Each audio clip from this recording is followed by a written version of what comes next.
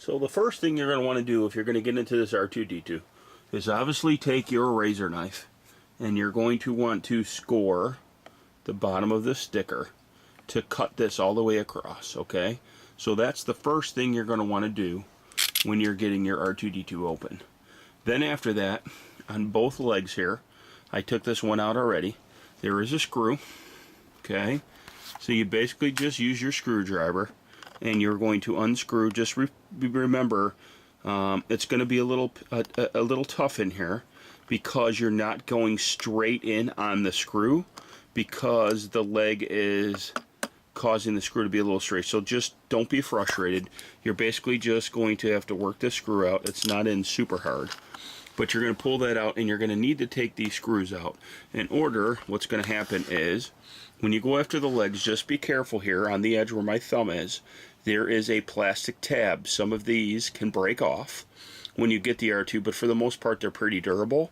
And what you're going to do is you just pry it open and your R2 leg will come off. Okay? So very simple. Your R2 leg is just popped off. Like I said, there's that plastic tab on the inside. It fits in that hole right there. That kind of rests it in, and this is where your screw comes in on that side. Okay? So then if we go over, sorry guys, I'm doing this one-handed. If you go on this side, you pop it open. Same thing, just be careful. There are some plastic parts that can break in there, okay? But for the most part, we have R2-D2 kind of partly open.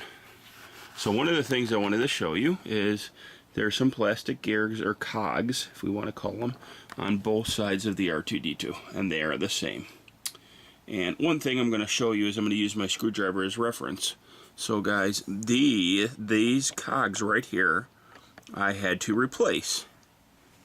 Okay, so that's the first thing you're going to want to check. And so these cogs up at the top. Basically what happens is there's two motors, and I'll show you here shortly, but those two motors are what control the R2-D2's feet, or basically his wheels on his feet. Okay, and again, it's these cogs right here. So one thing I want to show you is I'm going to basically quickly jump off screen here. I don't mean to drag you around very quickly, but I'll just keep you on the R2-D2. But in my hand here are the two old cogs. Now again, I'm using an HD camera. I know it's not the greatest. I'll try to get a little bit more light. But if you look in there, it's kind of tough to see. But on the ends, what has a tendency to do, these cogs are both cracked. What happened over time is, after use or whatever, these actually separated. Now you can't really see that very well, but there's like a slight crack that goes along each side of these cogs.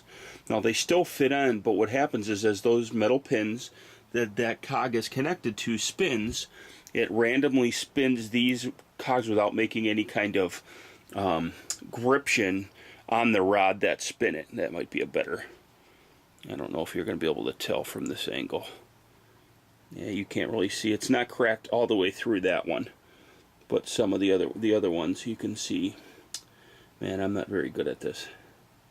So let me see if I can flip this one up. There we go. So if you see the one that's on the right hand side, you can actually see the crack all the way down the side of it. The one to the left, it's not cracked all the way down. If I flipped it on the other side, it's cracked halfway down. Well, unfortunately what happens is you lose some gription on those cogs and you're not going to be able to spin R2-D2's legs. Okay, so you're going to have to replace those. And as we go through, I'll give you the size of cogs. You can go and buy them on eBay. I prefer eBay, guys.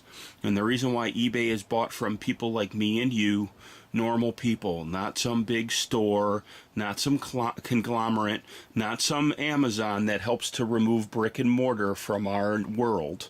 We buy from eBay, which is people selling it, not corporations. So anyway, that's my take. Try to buy it on eBay or some smaller retail site.